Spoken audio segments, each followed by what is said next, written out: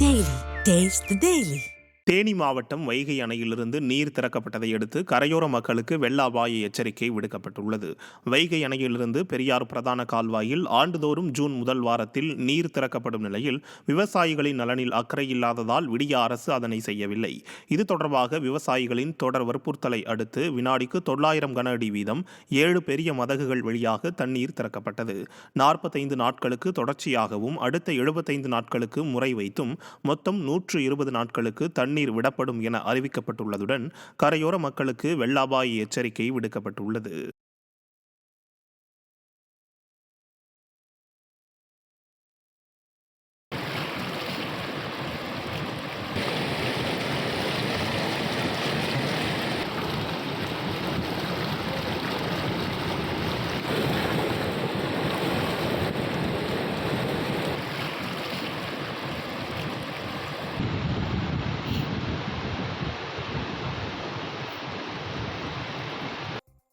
சேலம் மாவட்டம் ஏற்காட்டில் குறையாத கடும் பனிமூட்டத்துடன் குளிர்ச்சியான சூழல் நிலவுவதால் சுற்றுலா பயணிகள் மகிழ்ச்சி அடைந்தனர்.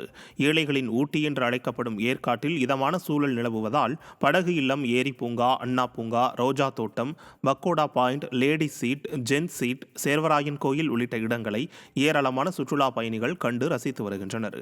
அவர்கள் இதமான குளிர் சூழலை அனுபவித்தபடியே படகு சவாரி செய்து மகிழ்ந்தனர்.